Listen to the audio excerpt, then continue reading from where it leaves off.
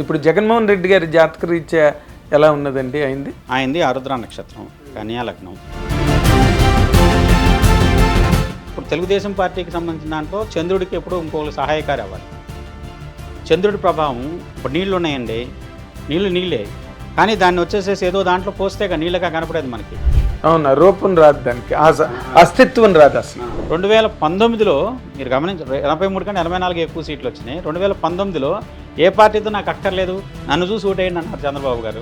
151 తీసేశారు. 175 చోట్ల నేనే పోటీ చేశాను అన్నాడు ఆయన. అభ్యర్థులు పట్టించుకోకుండా నేను అభివృద్ధి చేశాను కాబట్టి ఓటేయండి అన్నారు. కానీ 150 చోట్ల రిజెక్ట్ చేసినట్టే ఆయన్ని. సరే, ఇది మనం ఏదో ఊహిస్తున్నామని అనుకుందాం, ఆస్ట్రోలాజిక్. 4వ తారీఖు తర్వాత ఎవరికైనా తెలిసే విషయమే కాబట్టి. కానీ వేణుస్వామి గారు లాంటి చాలా సుప్రసిద్ధ జ్యోతిష్కుడు ఆయనేమో తొడగొట్టి ఛాలెంజ్ చేస్తున్నారు. జగన్మోహన్ రెడ్డి గారు ప్రభుత్వం ఏర్పాటు చేస్తారు, ఆయనే ముఖ్యమంత్రి అని చెప్పి పద్ధతిలో మాట్లాడుతున్నారు. ఎక్కడ తేడా వస్తున్నది సుధీ గారు?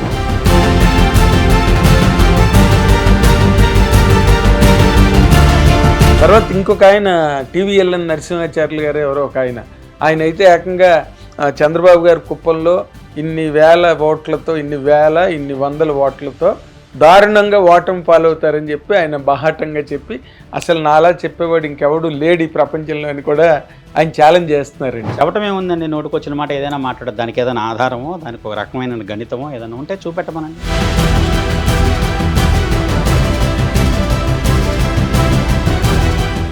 మా హిట్ టీవీ అభిమాన ప్రేక్షకులకు స్వాగతం. నేను మీ Nagendra Kumar. This is my personal programme special touch. ఇప్పుడు మనతో పాటు స్టూడియోలో ఉన్న గెస్ట్ సుప్రసిద్ధ జ్యోతిష శాస్త్రవేత్తలు కృష్ణ సుధీ గారు. కొన్ని వేల జాతకాలు చూసి వాళ్ళ జీవితాలను గైడ్ చేసి వాళ్ళను విజయ తీరాలకు నడిపించిన ఒక గొప్ప అనుభవం, అద్భుతమైన శాస్త్ర పరిజ్ఞానం ఉన్న పండితుడు ఆయన ఇప్పుడు మనతో పాటు స్టూడియోలో ఉన్నారు. ఆయన్ని మనం స్వాగతించడం అన్నది మన బాధ్యత. నమస్కారం. నమస్కారం సుధీ గారు, నమస్కారం. మీరు రావడం చాలా ఆనందంగా ఉంది. ఎందుకంటే మీ ప్రజ్ఞా పాఠవాలు మీ డైరెక్ట్గానే కాకుండా మీ గురించి చాలామంది మాట్లాడిగా కూడా మీ గురించి చెప్పుకోవడం కూడా విన్నవాడిని నేను. కాబట్టి మిమ్మల్ని ఇంటర్వ్యూ చేయడం అన్నది ఈ సందర్భంలో ప్రివిలేజ్గా భావిస్తున్నానండి.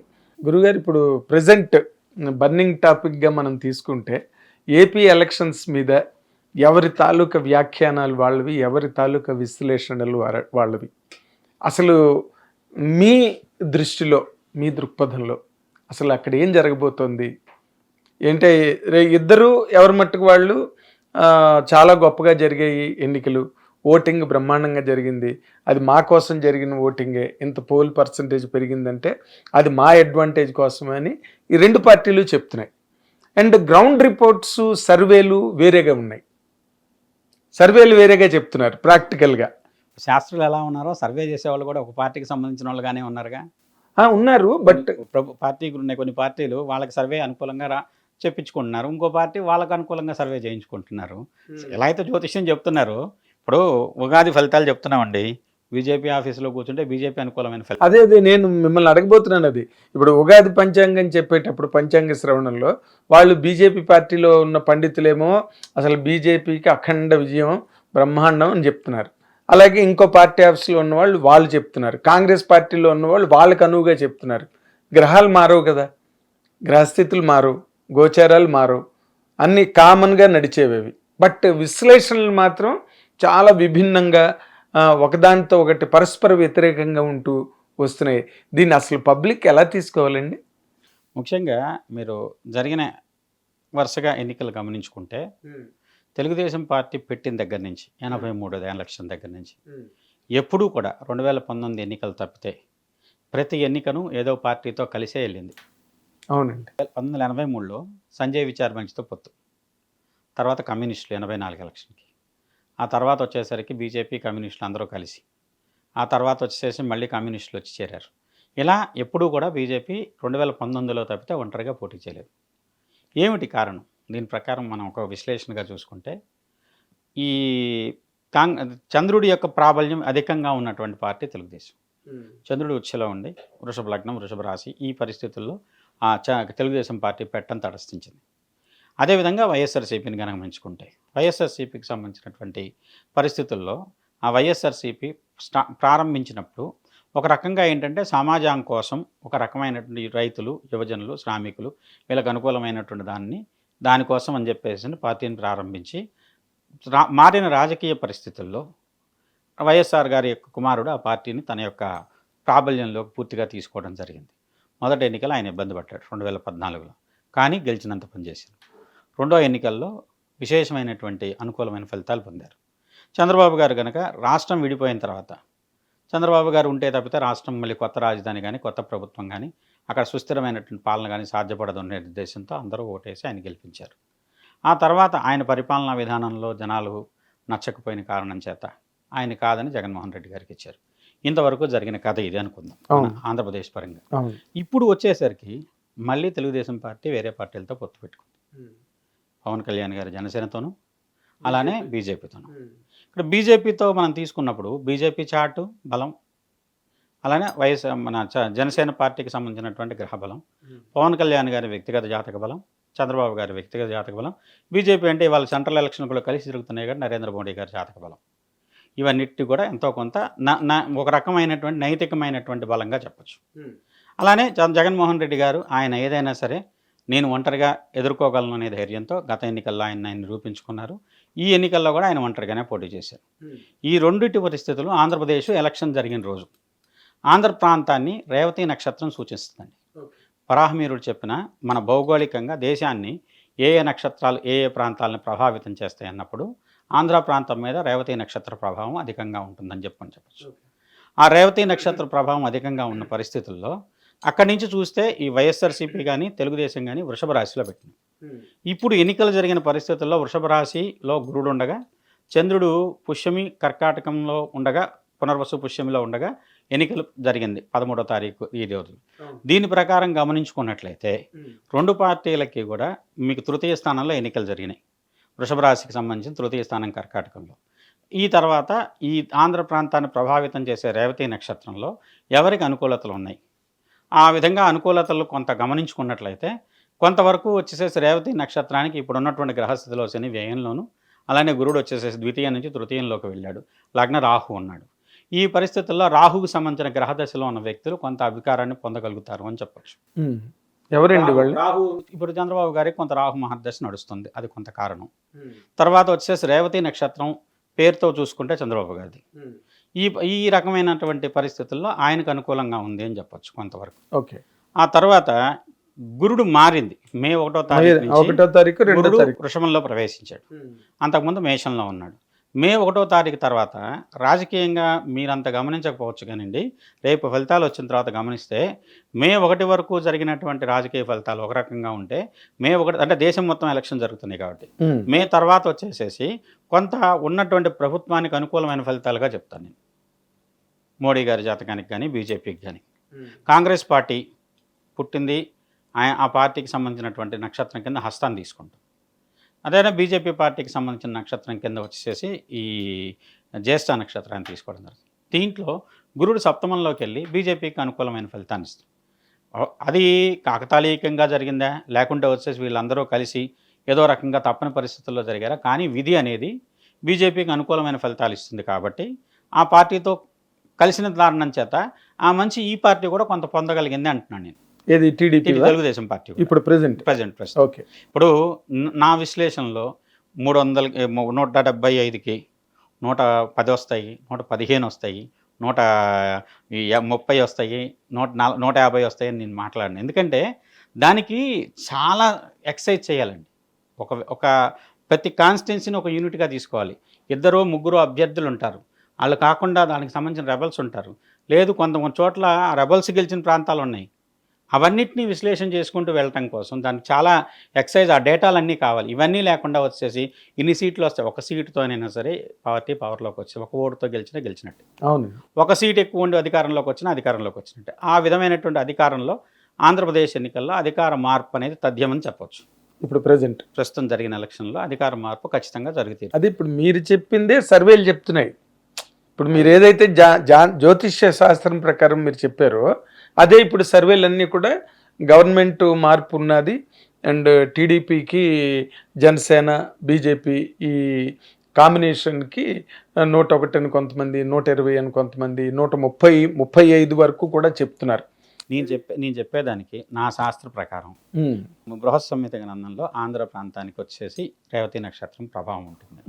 రేవతి నక్షత్రాన్ని బట్టి ఆ రేవతి నక్షత్రానికి ఉండేటువంటి ఆ తత్కాలీనమైనటువంటి గ్రహగతులను బట్టి, ఆ సమయంలో ఉన్నటువంటి గ్రహగతులను బట్టి అక్కడ ఆంధ్ర ప్రాంతానికి ఉండేటువంటి మంచి చెడు చెప్పమని ఉంది. మనకు ఉగాది నాడు పంచాంగం చూస్తున్నాం. చూసేటప్పుడు ఒక్కొక్క ప్రాంతానికి సంబంధించిన ఫలితం క్షేత్ర లగ్నం అని కడతాం.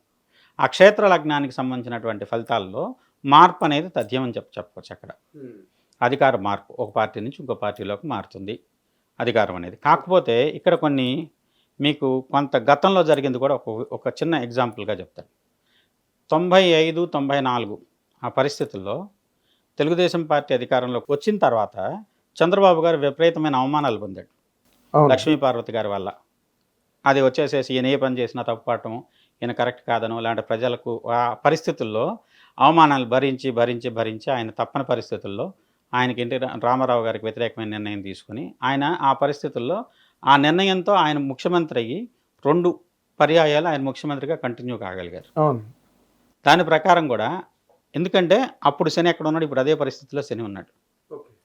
30 ఏళ్ళకి శని ఒక స్థానాన్ని నుంచి అదే స్థానానికి వస్తాడు, మొత్తం ఆర్బిట్ని పూర్తి చేస్తాడు. అదే 12 రాసులు మారు. ఇప్పుడు కూడా గమనించండి, శని కుంభంలోకి వచ్చిన పరిస్థితుల్లో ఆయన జైలు పాలయ్యాడు, అవమానాలు పడయ్యాడు, కేసులు సుప్రీంకోర్టు వరకు వెళ్ళినా కూడా నిర్దిష్టమైన తీర్పు ఇవాళకి రాలేదు. ఇవన్నీ ఏంటంటే ఆయన మీద ఉన్నటువంటి శని యొక్క దుష్ప్రభావాన్ని ఇండికేట్ చేసింది. శని మీకు ఏలినాడు శని ఎప్పుడు వచ్చినా గమనించండి, మొదట్లో మంచి చేస్తే చివరి వరకు ఇబ్బంది పెడతాడు, మొదట్లో దెబ్బ కొడితే ఇక యోగం చేసుకుంటూ వెళ్తాడు. ఆ పరిస్థితుల్లో ఆయన పేరు ప్రకారమే తీసుకుందాం. నా దగ్గర ఉన్నటువంటి ఆయన జన్మజాతకం ప్రకారం కూడా అది ఖచ్చితమైనటువంటి మీనరాశిలో పుట్టిన వ్యక్తి అని చెప్పొచ్చు ఆయన చంద్రబాబు గారు. ఇప్పుడు ఏంటంటే పుష్యమి నక్షత్రం అంటున్నారు చాలామందికి. ఏంటంటే అది ఒక రకంగా చెప్పాలంటే పుష్యమి నక్షత్రం అనేది ఆయన సర్టిఫికెట్ కోసం వేసినటువంటి date of birth, correct date of birth కాదు. అందువల్ల ఏంటంటే అప్పుడు కొంచెం నెలలు అడ్జస్ట్ చేసి స్కూల్లో వేసేటప్పుడు ఇప్పుడు ఏప్రిల్ నెలలోనో మనం జూన్లో జాయిన్ అవుతాం కానీ కొంతమంది జూనే వేసేస్తారు. 5 ఏళ్ళు వెనక్కో 4 ఏళ్ళు వెనక్కో వేసి, అంటే 10th చాలామంది కరెక్ట్ చేస్తారు డేట్ ఆఫ్ బర్త్ని. సరిపోలేదు 10th ఎగ్జామ్ రాయాలని సరిపోలేదని డేట్ ఆఫ్ బర్త్ అప్పటి రోజుల్లో. ఎందుకంటే చంద్రబాబు నాయుడు గారు పుట్టిన పరిస్థితుల్లో 50 ఏళ్ళు 60 ఏళ్ళు అనేటప్పటికీ సహజంగా డే టు టైం కూడా కరెక్ట్గా నోట్ చేయడానికి అందులో అంత ఆర్థిక పరంగా బలమైన కుటుంబం, అసలు అవేర్నెస్ కూడా తక్కువ. కాబట్టి ఏంటంటే ఆయన దగ్గర ఉన్న జాతకం అది ఏంటంటే కొంతమంది వ్యక్తులకి చూపెట్టి దాని విధంగా కొన్ని పరిస్థితుల ప్రకారం జరిగినటువంటి కొన్ని స్థితిగతుల ప్రకారం అది కరెక్ట్ అని అనుకోవచ్చు. దాన్ని బేస్ చేసుకుని నేను ఆయనకి అలిపిరి ఇన్సిడెంట్ కూడా ప్రెడిక్ట్ చేసి పెద్ద వ్యక్తులతో చేసింది. ఆయనకు ఒక గండం ఉందండి, ఈ టైంలో ఇబ్బంది పెడుతున్నారు అని. అలానే ఆయన పవర్లోకి వచ్చిన దగ్గర నుంచి తర్వాత మొన్న రీసెంట్గా కూడా కొంచెం ఇబ్బంది ఉందండి, ఆయనతోనే చెప్పాను నేనైతే. చంద్రబాబు నాయుడు బాగాలేదండి అని చెప్తే చేద్దాం ఏదో పరిహారం అంటే వినిపించుకోలేదు. తర్వాత వచ్చేసి ఇదంతా జరిగిన తర్వాత కొన్ని పరిహారాలు చేయాల్సి వచ్చింది. ఎప్పుడైతే గురుడు రాహు ఇద్దరు గురుచండాల యోగం నుంచి విడిపోయారో అదే రోజు ఆయన జైలు నుంచి విడుదలయ్యాడు. మీరు గమనించండి. అవునండి. అందువల్ల జరిగిన దాంతో ఒక సిరీస్ ఆఫ్ ఇన్సిడెంట్స్ని మనం వరుసగా తీసుకుంటే ఆ జాతకం మీద ఏ సంయోగాలు ఏ రకాలైనటువంటి ఫలితాలు ప్రభావం చూపెడుతున్నాయి, దాని ప్రకారం మనం విశ్లేషణ చేసింది అంతవరకు కరెక్ట్ అవుతుంది. సరే, ఇది మనం ఏదో ఊహిస్తున్నామని అనుకుందాం, ఆస్ట్రోలాజిక్. 4వ తారీఖు తర్వాత ఎవరికైనా తెలిసే విషయమే కాబట్టి గొడవలేదు. జూన్ 4 తర్వాత ఎలాగో అందరికీ కాదు, మీరు చాలా పరోక్షంగా లేదా అంటే డైరెక్ట్గా కాకుండా చంద్రబాబు నాయుడు గారే గవర్నమెంట్ ఫామ్ చేస్తారని చెప్తున్నారు. మీరు డైరెక్ట్గానే చెప్తున్నా కదా నేను. ఇప్పుడు లాస్ట్ ఎలక్షన్లో కూడా చంద్రబాబుకు అనుకూలంగా ఉందన్న, కానీ జగన్మోహన్ రెడ్డి గారి జాతకం కూడా బాగుందన్నాను. కానీ ఆ అంచనా వేయడంలో నేను తప్పాను, అది నేను ఒప్పుకుంటున్నాను. అది దానికి జరిగిన దానికి రకరకాల కారణాలు ఉన్నాయి. అప్పుడు దాంట్లో మిగతా అప్పటి వరకు కలిసిన బీజేపీతో విడిపోయారు చంద్రబాబు కావాలని చెప్పని. దాంతో ఏంటంటే ఇప్పుడు తెలుగుదేశం పార్టీకి సంబంధించిన దాంట్లో చంద్రుడికి ఎప్పుడు ఇంకొకరు సహాయకారి అవ్వాలి. చంద్రుడి ప్రభావం ఇప్పుడు నీళ్లు ఉన్నాయండి, నీళ్ళే, కానీ దాన్ని వచ్చేసేసి ఏదో దాంట్లో పోస్తేగా నీళ్ళగా కనపడేది మనకి. అవునా, రూపం రాదు, దానికి అస్తిత్వం రాదు అసలు. అలాంటి పార్టీ తెలుగుదేశం పార్టీ. తెలుగుదేశం పార్టీకి ఏదన్నా కావాలంటే వాళ్ళు పెద్దోళ్ళో చిన్నోళ్ళు. సంజయ్ విచార్ మంచి ఎంత పెద్ద పార్టీ చెప్పండి ఆ రోజుల్లో. అవును. అయినా ఆ పార్టీతో కలిసిన దానికి 83 అధికారంలోకి వచ్చారు. అదే మామూలుగా వచ్చారా? 2019లో మీరు గమనించారు, 83 కంటే 84 ఎక్కువ సీట్లు వచ్చినాయి. 2019లో ఏ పార్టీతో నాకు అక్కర్లేదు, నన్ను చూసి ఓటేయండి అన్నారు చంద్రబాబు గారు. 155 తీసేశారు, 151 తీసేశారు. అంతే కదా, ఆయనకున్న దాంట్లో 175 చోట్ల నేనే పోటీ చేశాను అన్నాడు ఆయన. అభ్యర్థులను పట్టించుకోకుండా నేను అభివృద్ధి చేశాను కాబట్టి ఓటేయండి అన్నారు. కానీ 150 చోట్ల రిజెక్ట్ చేసినట్టే ఆయన్ని. అవును. అంటే ఇక్కడ జనాల యొక్క ఆలోచనలు ఎప్పుడు ఎందుకు మారతాయి అంటే మన మీద ఉండేటువంటి గ్రహ ప్రభావం అనేది ఆ రకమైన ఆలోచనలు చేయిస్తుంది. ఇప్పుడు జగన్మోహన్ రెడ్డి గారి జాతక రీత్యా ఎలా ఉన్నదండి ఆయనది ఆరుద్ర నక్షత్రం, కన్యా లగ్నం. ఇక్కడ ఇంకోటి ఏంటంటే చాలా మందికి తెలియదు, సోనియా గాంధీది జగన్మోహన్ రెడ్డి గారిది మన తెలుగు క్యాలెండర్ ప్రకారం ఒకే తిథి, ఒకే నక్షత్రం. ఓకే, ఆరుద్ర లగ్నాలు వేరు. అంటే ఇక్కడ ఒకే నక్షత్రం ఒకటైనంత మాత్రం రాసి ఒకటైనంత కాదు, మన తెలుగు తిథులు ఉంటాయి కదా మార్గశిర మాసంలో, అదే రకమైనటువంటి గ్రహస్థితి ఉన్నప్పుడు చాలా వరకు అదే నక్షత్రంలో ఉన్నప్పుడు పుట్టారు. ప్రతి తిథి నక్షత్రంతో కలుస్తుంది కదా. అవును, ఆమెది ఆరుద్ర నక్షత్రం, ఏంది వచ్చేసి ఆరుద్ర నక్షత్రం. ఓకే. ఇప్పటిదాకా లాభంలో ఉన్న గురుడు వ్యయంలోకి వెళ్ళాడు, వ్యయంలోకి వచ్చాడు. సరే, ఆయనతో పాటు వాళ్ళ భార్య భారతమ్మ గారిది, ఆమె జాతకంలో ఆమెది వృషభ రాశి, మకర లగ్నం. వృషభంలో గురుడు గత సంవత్సరం వ్యయంలో ఉన్నాడు, ఇప్పుడు ఆమె రాశిలోకి వచ్చాడు. దీంట్లో ఏంటంటే రాజకీయాల్లో శని గురుడు ప్రభావం బలీయంగా ఉంటుంది, అలానే సూర్యుడి ప్రభావం బలీయంగా ఉంటుంది. ఇప్పుడు సూర్యుడు ఎక్కడ ఉన్నాడు? మేషంలో ఉన్నాడు 15 వరకు, ఉచ్చ స్థితి కదా, మేషంలో ఉచ్చలో ఉన్నాడు. మనకి రిజల్ట్ వచ్చే టైంకి ఈయన గురుడితో కలిసి వ్యయంలో ఉంటాడు. ఎన్నికల ఫలితాలు వచ్చే టైంకి 15వ తారీఖు నుంచి గురుడు వ్యయంలోకి వచ్చేస్తాడు, గురుడితో పాటు రవి కూడా. అందువల్ల ఏంటంటే రవి గురువులు వ్యయంలో ఉన్నప్పుడు, కుజుడు మంచి పరిస్థితుల్లో లేనప్పుడు, తర్వాత శని మంచి స్థితిగతుల్లో లేనప్పుడు కొంచెం ఇబ్బందులు ఎక్కువ ఇస్తాడు. శని ఇక్కడ మంచిగానే ఉన్నప్పటికి కూడా జగన్మోహన్ రెడ్డి గారి జాతకంలో బుధ మహర్దశ నడుస్తుంది. బుధుడిలో బుధుడిలో కేతువు, అంటే శని మహర్దశ లాస్ట్లో అధికారం వచ్చింది. లేదు, కొంతమంది బుధాంతరంలో అధికారం పొందాడు. లగ్నాధిపతి తృతీయంలో, ద్వితీయ భాగ్యాధిపతి అయిన శుక్రుడితో కలిసి లగ్న రాజ్యాధిపతి మంచి ధర్మకర్మాధిపత్యం బలమైన యోగం, అందుకని ఆయన ముఖ్యమంత్రి అయ్యాడు. అది వచ్చేసేసి బుధ మహర్దశ పూర్తిగా ఉంటుంది.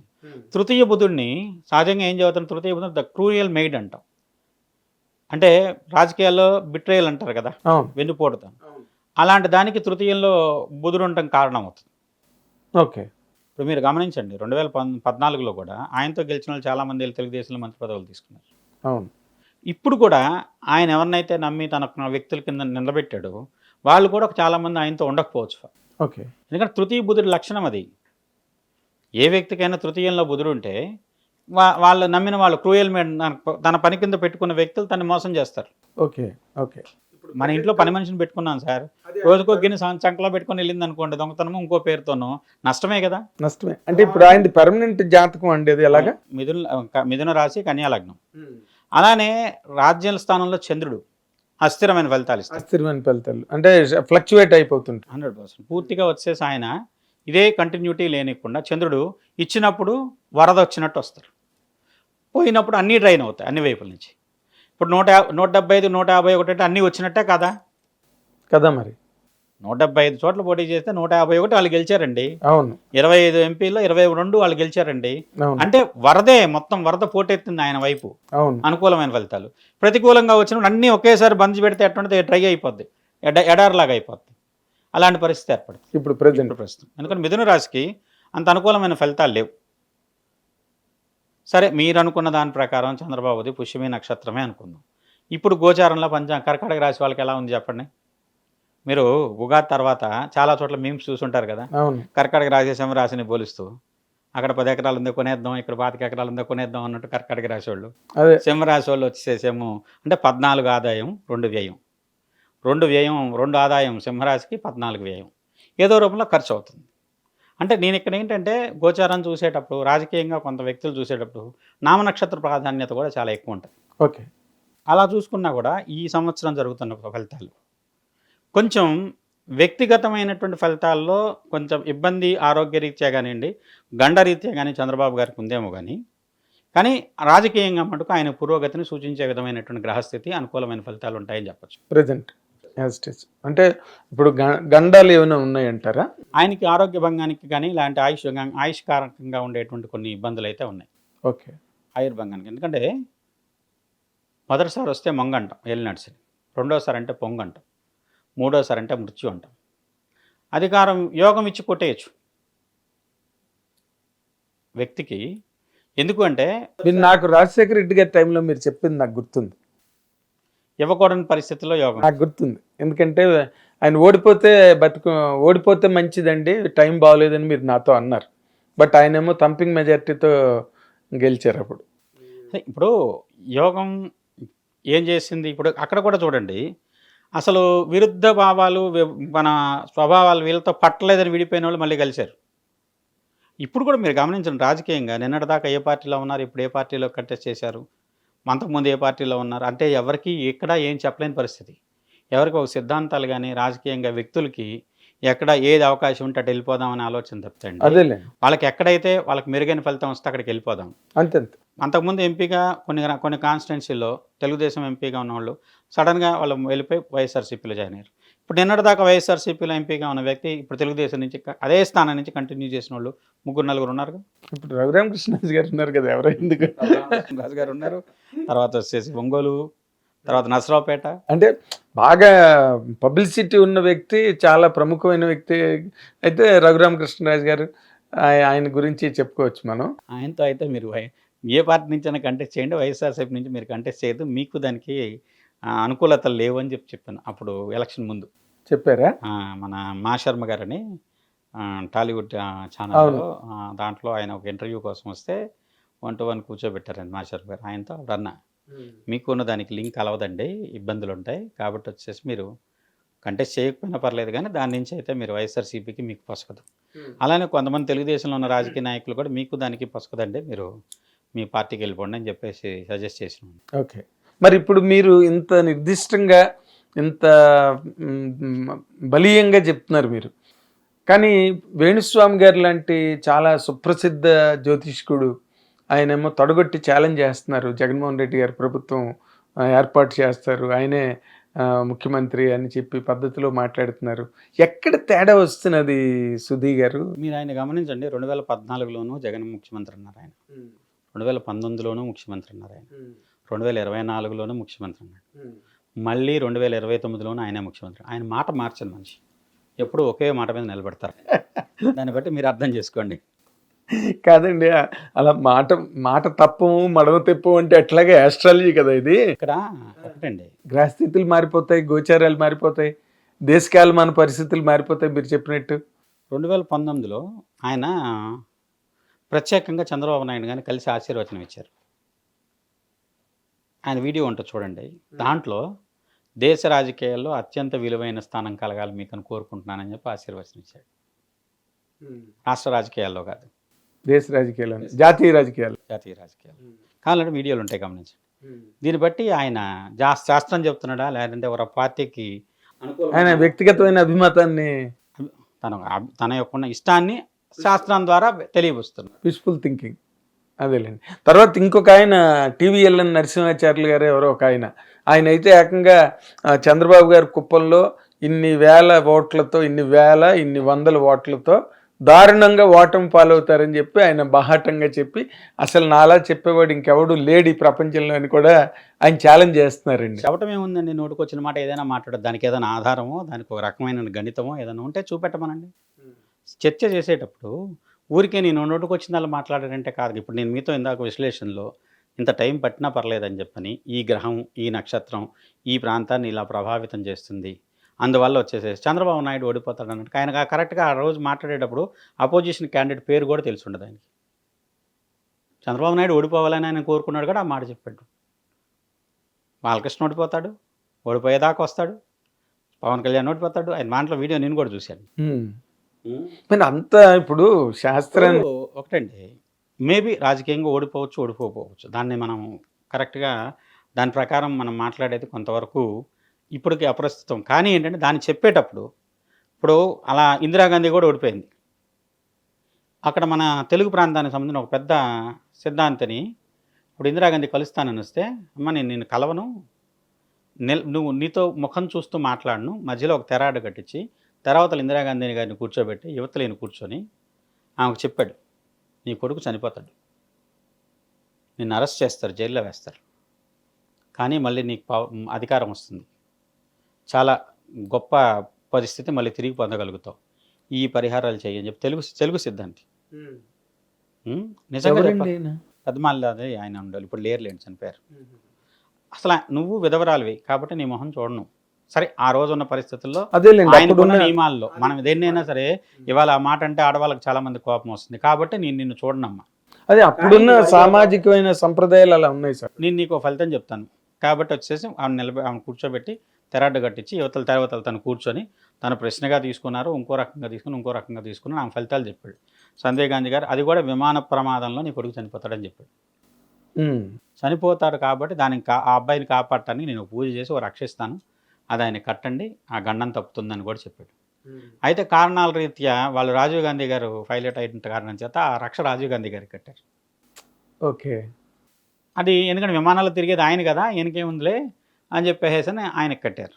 అదే పుత్రగండం అంటే ఆయనకి అనుకున్నారు, పెద్ద కొడుకు విమాన ప్రమాదం అంటే ఆయన అప్పటికే పైలట్గా ఉన్నారు కాబట్టి ఆయనకు అనుకున్నారు.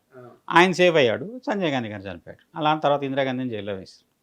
ఆ తర్వాత మళ్ళీ ఆమె బయటకు వచ్చిన తర్వాత మళ్ళీ పార్టీ మార్చి ఇందిరా కాంగ్రెస్ స్థాపించి తను మళ్ళీ మొత్తం వచ్చేసి దేశం మొత్తం ఒక మంచి భారీ మెజార్టీతో గెలవగలిగారు కదా. అవును. ఇప్పుడు నార్మల్గానే యాస్ట్రాలజీ పోకడులు ఎలా ఉన్నాయంటే, ఈ హేతువాదులు ఎలాగైతే విమర్శిస్తారో, ఎలాగైతే అసలు మన అంటే హిందూ నమ్మకాలను కానీ హిందూ మతంలో ఉండే కొన్ని సంప్రదాయాల్లోనే కదా జ్యోతిష్యం కూడా ఒకటి హిందూ సమాజంలో, వాటిని వాళ్ళు ఏ విధంగా అయితే ప్రశ్నించి వాటిని ఎలాగైతే ఎదిరిస్తారో దానికి తగ్గట్టుగానే ఇప్పుడు ఈ జ్యోతిష్య పండితులు తాలూకా ప్రవచనాలు కానివ్వండి, లేకపోతే వ్యాఖ్యానాలు, విశ్లేషణలు ఏమైనా కావచ్చు, అవన్నీ కూడా అలాగే ఉంటున్నాయండి. ఎందుకంటే ఎవరైనా ఇప్పుడు నార్మల్గా ఒక చిన్న పాప పుట్టినప్పుడు, బాబో పుట్టినప్పుడు వెంటనే జాతకం అయ్యారుగా, టైం ఏదో తీసుకుంటారు కదండి, వెంటనే పుట్టిన వెంటనే 11 రోజులు మాట్లాడద్దంటాం కదా, మాట్లాడద్దు అంటారు కదా. బట్ వేణుస్వామి గారు వెంటనే వచ్చి చిరంజీవి గారి మనోరాల గురించి, క్లింకార గురించి వెంటనే మాట్లాడారు. నేను అనుకున్నాను ఇదేంటి, ఇది శాస్త్ర విరుద్ధం కదా, ఇలా చెప్పకూడదు కదా. మీరు ఖాళీ ఉంచట్లేదు, ఆయన కూడా అత్యుత్సాహం అనుకోవచ్చు ఒక రకంగా చెప్పాలంటే. ఇంకోటండి, ఇప్పుడు దేశకాల పరిస్థితుల ప్రకారం అంత టైము ఇవ్వట్లేదు. ఇంకొకటి, ఈ జ్యోతిష్యం పరంగా చూసుకుంటే నాకంటే మీకు ఎక్కువ తెలుసుండొచ్చు. వేణుస్వామి గారి అంతకుముందు ఏం చేశారు, ఎలా వచ్చారు, ఇప్పుడు ఈ రకమైనటువంటి పేరు ప్రఖ్యాతలు రావడానికి ఆయనకు ఉన్నటువంటి సపోర్ట్ చేసినటువంటి కారణాలు ఏంటి, ఇవన్నీ కూడా నాకంటే ఎక్కువ మీకే తెలుసుండొచ్చు. ఎందుకంటే ఆయన ఎలా వచ్చారు అనే దాంట్లో ఇప్పుడు శాస్త్రపరంగా కూర్చొని ఒక 4 పండితులతో చర్చ చేయమనండి, చేయరు ఆయన.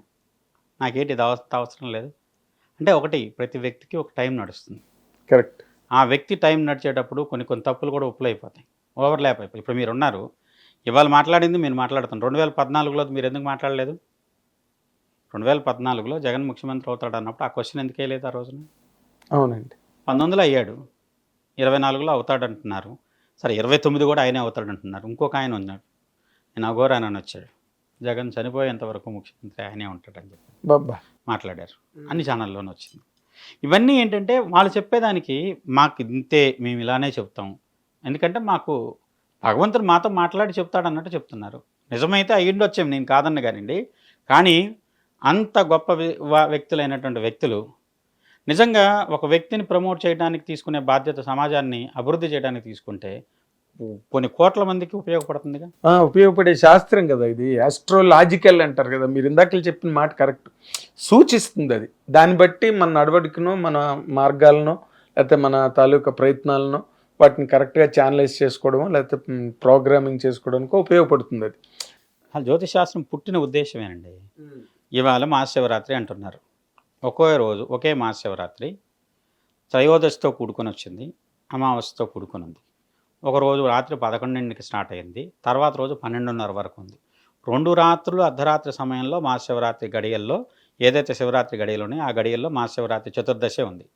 ఏ రోజు మహాశివరాత్రి నిర్ణయించడం కోసం జ్యోతిశాస్త్రం ఉపయోగపడుతుంది కాలాన్ని. ఇప్పుడు మీరు మమ్మల్ని ఇన్ని ప్రశ్నలు వేస్తున్నారు, ఓకే, మేము పుక్కిడి పురాణాలు లాంటి అబద్ధాలు చెప్పి బతుకుతున్నాం. ఇదే పరిస్థితుల్లో ఇంగ్లీష్ క్యాలెండర్ని మీరు ఎందుకు ప్రశ్నించలేకపోతున్నారు? జనవరి అంటే ఏంటి, ఫిబ్రవరి అంటే ఏంటి, ఫిబ్రవరిలో 28 రోజులు ఎందుకే ఉన్నాయి, మార్చ్ అంటే ఏంటి, ఏప్రిల్ అంటే ఏంటి, మే, జూన్, జూలై, ఆగస్టు రెండింటికి వచ్చేసి 31 రోజులు ఎందుకు పెట్టారు? జూలియస్ సీజర్కి పేరుతో జూలై పెట్టి 31 రోజులు పెట్టి, అగస్టిన్ ఆయనంత యోధుడు కాబట్టి ఆయన కోసం 31 రోజులని. అది ఫులిష్గా అనిపించట్లేదా మీకు క్యాలెండర్? మరి దాన్ని ఎందుకు ఫాలో అవుతున్నారు ఇప్పటికీ? అంటే మనం చెప్తే ఒక హిందువు చెప్తే, ఒక భారతీయుడు చెప్తే తప్పు, బ్రిటిషర్స్ లాంటి యూరోపియన్ చెప్పింది రైటా?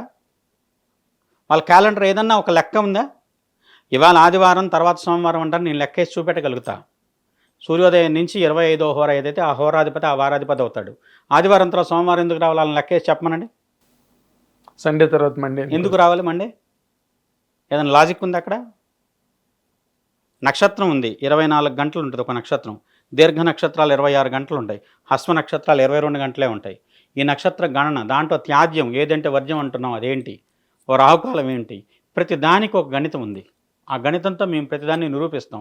ఇవాళ నక్షత్రం ఏమిటనేది ఆకాశం చూసి నక్షత్రం చెప్తాం మేము. ఆకాశం చూసి వాళ్ళ డేట్ ఏంటో మీరు చెప్పగలరా? దానికి ఏదైనా బేస్ ఉందా? సరే మీరు చెప్పిన దానికి బేస్ లేని దాన్ని గుడ్డిగా ఫాలో అవుతూ, ఇదిరా బేసు, ఇది నీ యొక్క పుట్టుకి, ఇది నీకు ఆధారం ఇది అని చెప్పి ప్రతిదానికి ఆధారంతో నిరూపించగలిగింది నిరూపించి చూపెడుతుంటే వినమంటే మూర్ఖత్వం కాక ఏమన్నా? కాదు కాదు అయ్యా, మీరు ఇప్పుడు ఏమవుతున్నదంటే ఇందాక నేను అన్నమాటే, ఇప్పుడు ఈ హిందూ సంప్రదాయంలో ఉండే జ్యోతిష శాస్త్రం ఏదైతే ఉందో అది చాలా గొప్పది, వెలకట్టలేనిది, దానికి ఒక బేస్ ఉన్నది, మహానుభావులు కనిపెట్టారు. యాస్ట్రానమీలు గట్ట టెలిస్కోపులు లేని రోజుల్లోనే అన్ని కనుక్కుని ఈ సైన్స్ని డెవలప్ చేశారు కదా మన యాన్సిస్టర్స్ అందరూ, ఆర్యభట్టారకుడు, వరాహమిహిరుడు ఇలాంటి వాళ్ళందరూ. బట్ రాను రాను ఇందాక నుంచి మీరు చెప్తున్నట్టుగానే మాట తప్పం, మేము ప్రతి ఎన్నికల్లోని ఇతనే ముఖ్యమంత్రి అని మాట్లాడుతున్నప్పుడు అవన్నీ హాస్యాస్పదంగా ఉండి వీళ్ళు ఎంతకు అమ్ముడుపోయారు, ఎంతకి కొనుక్కోబడ్డారు, ఎవరికెవరు ప్రతి పార్టీ ఆఫీసులోని ఉగాది నాడు పంచాంగ శ్రవణం వాళ్ళకే అద్భుతంగా ఉంటుంది, వాళ్ళే ఇంకా ఎత్తిరిల్లి వాళ్ళే చాలా గొప్పగా ఇలాంటి మాట్లాడుతుంటే మరి జ్యోతిష శాస్త్రం మీద నమ్మకం పోదా అండి? నమ్మకం పోదా అంటే ఇప్పుడు అందరూ తక్కువలు ఇప్పుడు మమ్మల్ని తప్పు పడుతున్నారు ఎవరైతే జ్యోతిషం చెప్పేవాళ్ళను. మీరు కూడా వాళ్ళని ఒకసారి తప్పు చేశారు, ఫలితం తప్పు వచ్చింది, దానికి ఏదన్నా వచ్చేసి అలాంటి ఉద్దేశం ఉందా లేదా అనేది తెలుసుకునే ప్రయత్నం చేసి దాన్ని బయటపెట్టే ప్రయత్నం, లేకుంటే వచ్చేసి దాన్ని ఆ వ్యక్తి కానీ ఇలాంటి సొంత అయినటువంటి ఆలోచనలతో శాస్త్రాన్ని వాడుకునే వ్యక్తుల్ని కొంచెం దూరం పెట్టే, సమాజానికి దూరంగా ఉంచే విధంగా మీరు కూడా ప్రయత్నం చేస్తే కొంత ఉపయోగం ఉండొచ్చేమో. ఇంకొకటి ఇందాక మీరు అన్నారు దీంట్లోనే వచ్చేసి దీనికి క్యాలిక్యులేషన్, ఇది ఏదైనా సరే భవనం పునాది లేకుండా నిలబడుతుందా? నిలబడద్దు. ఇవాళ సమాజం సైన్స్ అది. ఇవాళ పునాది లేని సమాజం. ఎందుకంటే ఏది బేస్తో మాట్లాడలే ఎవరు, జ్యోతిష్యులు కావచ్చు, వేరే ఇంకెవరన్నా కావచ్చు, ఏది వాళ్ళకేం బేస్ ఏం అక్కర్లేదు, వాళ్ళకి వినేవాళ్ళకి కూడా అవసరం లేదు, మీడియాకు కూడా అవసరం లేదు. వీళ్ళకి కావాల్సింది ఏంటంటే ఏదో ఒకటి ఆ సమయానికి కొంచెం క్రేజీగా ఉండాలి, నలుగురికి ఏదో రకంగా అట్రాక్టివ్ సబ్జెక్ట్ని మనం వాళ్ళకి పంపిణీ చేయాలి, సంచలనం ఏదో ఒకటి ప్రతిదీ ఒక ట్రెండింగ్గా క్రియేట్ చేయాలి. దానికి ఏమిటి, ఒక్కొక్కడు ఒక్కొక్క రకమైన దాన్ని సబ్జెక్ట్ని ఆసరా చేసుకొని మాట్లాడుతున్నారు. మాట్లాడే దాంట్లో కనీసం ఇప్పుడు మీలాగా కొంత జ్యోతిష పరిజ్ఞానం ఉన్న వాళ్ళు మాట్లాడుతున్నప్పుడు వాళ్ళు సాధ్యమైనంత వరకు రాకుండానే అవాయిడ్ చేస్తారు. ఓ జ్యోతిష పరిజ్ఞానం ఉన్నవాడు ఎదుర్కొంటూ అసలు మాట్లాడరాళ్ళు. ఎందుకంటే మీకు చెప్పాల్సిన అవసరం లేదు, నా దగ్గరికి ఆల్రెడీ ఇన్ని వేల మంది ఇంత వేలు ఇచ్చుకుంటూ దగ్గరకు వస్తున్నారని మాట్లాడతారు. అవునండి, అవును. ఇప్పుడు వేణుస్వామి గారే ఉన్నారు, సినిమా ఇండస్ట్రీలో చాలామంది హీరోయిన్లు, చాలామంది ఆయన దగ్గరికి పూజలు, హోమాలు, పునస్కారాలు అన్నీ చేసుకుంటున్నప్పుడు ఆయన డైరెక్ట్గా నేను నాన్ వెజ్ కూడా తింటాను, లాంటి ఇలా చేస్తాను. దీంట్లో ఎక్కడండి పూజలో నాన్ వెజ్ తినకూడదని ఎక్కడా లేదు. యాజ్ఞవల్క శాఖ ప్రకారం యాజ్ఞవల్కుడికి తైత్తరీయ పక్షుల మాంసంతో అన్నప్రాసన చేసేటప్పుడు కూడా తైత్తరీయ పక్షుల మాంసంతో అన్నప్రాసన చేయమని కూడా ఉంది వేదకాలంలో. ఎందుకు అంటే యాజ్ఞవల్క మహర్షి గురుదక్షిణ కింద తను నేర్చుకున్న విద్యను మొత్తాన్ని వామి ద్వారా చేసుకుంటే ఆ వామితిని తైత్తరీయ పక్షులు తిన్నాయట, అందుకని తైత్తరీయ శాఖ అని పేరు దాని ప్రకారం. అయితే 3-4 రకాలు ఉన్నాయి ఈ వామాచారం పూజా విధానంలో. పంచమకారాలతో చేసేది వామాచారం, ఇంకొకటి వచ్చేసేసి దక్షిణాచారం, తర్వాత కౌలాచారం, సమయాచారం, ఇలా ఉన్నాయి. దీంట్లో దక్షిణాచారం కొంచెం ఆలస్యమైన మనకు పురుషార్థ సాధనలో దానికి అందరూ కూడా అనుసరించదగింది. మీరు గమనిస్తే ఆదిశంకరులు కూడా మన యొక్క వేద సంబంధించిన దాంట్లో నిర్ణయించిన జీవన విధానంలో లలితా సహస్రనామానికి భాష్యం ఆయన రాయనివ్వలేదు. ఏమిటంటే అది కౌల సాంప్రదాయానికి సంబంధించిన విద్య. ఆయన కాదని లేదు కానీ అది కౌల సాంప్రదాయం. దాంట్లో కౌలం అనే మాట చాలా సందర్భాల్లో వస్తాయి. విష్ణు సహస్రనామానికి భాష్యం రాశాడు. విష్ణు సహస్రనామానికి భాష్యం ఏంటంటే అది ఏంటంటే వేదాచారం ప్రకారం వేదవ్యాసుడు ప్రోక్తమైనటువంటి గ్రంథంలోంది భీష్ముడి ముఖంగా వచ్చినటువంటిది కింద దానికి భాష్యం రాసి దాని గురించి ఆయన చాలా ప్రచారం చేసి దాని గురించి విష్ణు సహస్రనామం అంటే నీకు చివరికి ఏంటంటే ఏం కావాలి పురుషార్థంలో మోక్షం. ఆ మోక్షానికి ఏమిటి ధర్మ అర్థ కామ మోక్షాలు ఏ విధంగా సాధించాలి, అలానే ఒక రాజు ఏ విధంగా పరిపాలన చేయాలి, ఒక పరిపాలనించేటువంటి వ్యక్తి రాజ్యంలో తను ఏ విధంగా బాధ్యత మెలగాలి, ఇలా చాలా రకాలైనటువంటి విశ్లేషణలు ఆయన చేశాడు. అది ఒక నిర్దిష్టమైన జీవితం గడపాల్సిన అనుకున్నోడికి అవసరం. ఎలాగలో బతికేద్దాం గొప్పగా నేనున్నాను అనుకుంటే తనకు తాను సంబంధించిన సొసైటీ కానీ ఇవేమీ నాకు ప్రామాణికం కాదు, నాకు నేనే ప్రామాణికం అనుకున్నోడికి ఇవేం అవసరం లేదు. ఎంత సంపాదించాము లేదంటే ఏ రకంగా నేనున్నాను అనేదే ప్రామాణికం. అలాంటి వాళ్ళ గురించి మనం మాట్లాడుకోవటం లాంటి వచ్చేసి ఒకటి మనం విశ్లేషణ చేస్తే మనకి ఒక రకంగా తక్కువ చేసుకున్నట్లు లాంటి వచ్చే అనవసరమైన దాంట్లో మనం తలదూర్చినట్లు. అదే ఇప్పుడు సమాజంగా దీనికి ఇది అవసరం, ఈ సమయంలో ఈ రకాలైన ఇబ్బందులు ఉన్నాయి. ఎందుకంటే ఏ వ్యక్తివైనా ప్రెడిక్షన్స్ పోవని నేను అన్నాను. ఎందుకంటే మనం దాన్ని ఎక్కడో ఒక చోట ఎందుకంటే ఇన్ని రకాల భావనలు ఉన్నాయి. కేవలం 9 గ్రహాలు 12 రాసులు 27 నక్షత్రాల ఆధారం చేసుకొని మనం ఫలితాలు చెప్పాలి. ఆ సమయంలో మనకు స్ఫురించడానికి కూడా ఏదో శక్తి ప్రేరేపించాలి.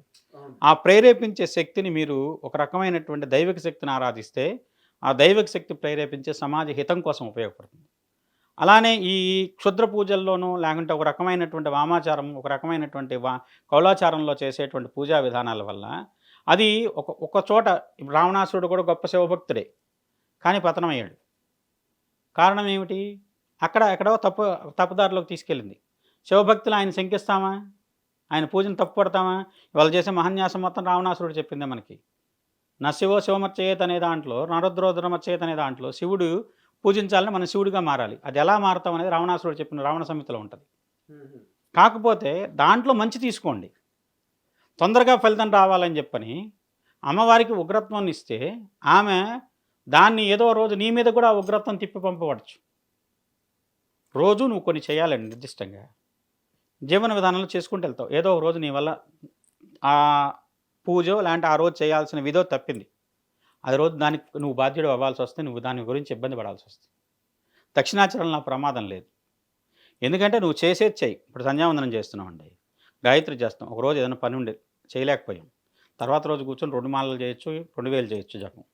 కానీ కౌలాచారంలో కానీ వామాచారంలో అదేం లేదు. నిర్దిష్టంగా అది అలా చేయాలి, అంత చేయాలంటే అంతే చేయాలి. ఒకటి తక్కువ చేసినా ఒకటి ఎక్కువ చేసినా మధ్యలో ఏదైనా అటు ఇటు జరిగినా దాంతో ప్రమాదం. అంటే ఇవాళ రోజున జనాలు కూడా ఏంటంటే నాకు వెంటనే విపరీతమైనటువంటి పేరు ప్రఖ్యాతులు కావాలని అడుగుతున్నారు. దానికోసం వీళ్ళేదో డబ్బులు తీసుకొని చేస్తున్నారు. చేసే దాంట్లో అప్పటికి తాత్కాలికంగా ఉపయోగపడిన భవిష్యత్తులో అది చాలా పతనాన్ని ఇస్తుంది. మీకు కొంతమంది వ్యక్తిగత జీవితాలు తెలుసో లేదో కానివ్వండి, వాళ్ళు దానివల్ల విపరీత ఫలితాలు పొందుతున్నారు కూడా కొంతమంది. ఇప్పుడు ఆ క్షణంలో వాళ్ళకంటే విపరీతమైన పేరు వచ్చింది, మళ్ళీ వెంటనే వాళ్ళకి పతనం వచ్చింది, నిలబడదు అది. ఎందుకంటే ఒక్కసారి కర్పూరం వెలిగించామండి, చివరిలో అది ఆ వెలిగి ఆరిపోతుంది. కానీ దీపం పూజ మొదలెట్టినప్పుడు వెలిగించినటువంటి దీపం ఏదైతే ఉందో పూజ పూర్తయ్యి ఆ రోజంతా ఉంటుంది, తర్వాత రోజుకు కూడా ఉంటాయి కొన్ని చోట్ల పూజ. అది నీకు పూజ అనేది దీపారాధనతో కూడుకున్న పూజ కావాలా, కర్పూర దీపంతో కూడుకున్న పూజ కావాలా నిర్ణయించుకునేది మీరు అవుతున్నారు. బాధ్యత లేదు, గురువుగా ఉన్న స్థానంలో ఉండేవాళ్ళు అది చెప్పటం లేదు. అక్కడ ప్రాబ్లం వస్తున్నదండి. నేను ఈ పూజ చేస్తాను, 2 లక్షలు ఇచ్చే నీకెందుకు, నేను చిటికలో చేసేస్తాను నీకు చూడు అని చెప్పని 15 రోజుల తర్వాత 20 రోజుల తర్వాత నీకు ఎంత యోగం వస్తుంది చూడు అనేది తాత్కాలికంగా ఉండేది ఏం లేదు. గ్రహాలకి మీరు ఇచ్చే ప్రభావాన్ని ఏంటంటే దాన్ని కొన్ని గ్రహాలు నిద్రపుచ్చాలి, కొన్ని గ్రహాలు నిద్ర లేపాలి, కొన్ని గ్రహాలు సుప్తావస్థలో అంటే వాళ్ళు ఏం అర్ధచేతన అవస్థ అంటాం దాంట్లో ఉంచాలి. దానికి పరిహారాలు ఉపయోగపడతాయి. ఇప్పుడు మీకు ఒక గండం ఉంది, లేదంటే నాకే ఒక గండం ఉంది, ఒక గ్రహం వల్ల ఇబ్బంది ఉంది, ఆ గ్రహాన్ని కొన్నాళ్ళు తాత్కాలికంగా నిద్రపుచ్చవచ్చు. ఓకే, పరిహారాలు అవే చేసేది. దానికోసం ఏ గ్రహాన్ని అయితే మనం కావాల్సిన గ్రహాన్ని ఇప్పుడు వాళ్ళకి అవసరమైంది కీర్తి ప్రతిష్టలు కావాలి, ఆ గ్రహాన్ని బాగా బలీయం చేసి నిద్ర లేపాం, బాగా దానికి బలం ఇచ్చాం. ఆ బలంతో ఏం జరుగుతుంది, ఆ గ్రహం కావాల్సిన దానికంటే 2 అంతలు ఎక్కువ చేసింది, మళ్ళీ అక్కడి నుంచి 5 అంతల కిందకు పడిపోతున్నారు, లేదంటే బ్రస్ట్లు అవుతున్నారు. అవును, బట్ ఆ స్పర్ ఆఫ్ ది మూమెంట్లో ఆ సక్సెస్నే ఎంజాయ్ చేస్తున్నారు, ఆఫ్టర్ మ్యాథ్ పర్యవసానాల గురించి ఆలోచించట్లేదండి. ఇప్పుడు ఇలా చేసిన కొంతమంది శారీరకంగా ఎంత ఇబ్బంది పడ్డారో, ఆరోగ్యరీత్యా ఎంత ఇబ్బంది పడ్డారో మీరు విశ్లేషణ చేసుకొని చూడండి. తాత్కాలికంగా వాళ్ళకి ఆ కీర్తి కోసమో, లేదంటే ఆ విపరీతమైన ఫేమ్ కోసమో చేసినటువంటి పని అతి తక్కువ కాలంలో వాళ్ళని ఎంత భ్రష్టలుగా చేసిందో చూడండి సమాజం. అదే నాకు తెలుసండి మీరు ఎవరి గురించి చెప్తున్నారో. మా పేర్లు ఇక్కడ అనవసరం గాని. బట్ మీరు మా స్టూడియోకి వచ్చి ఈ సందర్భంగా మంచి మంచి వ్యాఖ్యానం, సహేతుకమైనది, నిర్మాణాత్మకంగా, శాస్త్రబద్ధంగా, శాస్త్రీయంగా చెప్పినందుకు మాత్రం నేను ఐఎమ్ వెరీ హ్యాపీ అండి. మీరు ఇచ్చింది ఏదో వీళ్ళు గెలుస్తారు, వీళ్ళు ఓడిపోతారన్న పాయింట్ కాదు, కానీ దాని వెనకాతలు ఉన్న సైన్స్ ఏంటి అన్నది మీరు చాలా బాగా ఎన్లైటన్ చేశారు మా ఆడియన్స్ కోసం అని చెప్పి. చాలా థ్యాంక్స్ కృష్ణస్వామి గారు. అది ఆయన వివరణాత్మక విశ్లేషణ అంటారు వీటిని. ఊరికే తాను పట్టిన కుందేలకు మూడే కాళ్ళు అన్నట్టుగా కాకుండా, ఇది ఎందుకు ఇలాగా, ఇది ఎందుకు ఇలా జరుగుతుంది, ఇది ఎందుకు దీన్ని బట్టి ఫలితాలు ఎలాగుంటాయి అనే ఒక నిర్మాణాత్మకమైన నిర్ణయాత్మకమైన వివరణ విశ్లేషణ ఇచ్చిన కృష్ణసుధి గారికి మీ అందరి తరఫున కూడా ధన్యవాదాలు తెలియజేస్తున్నాను. Thank you very much.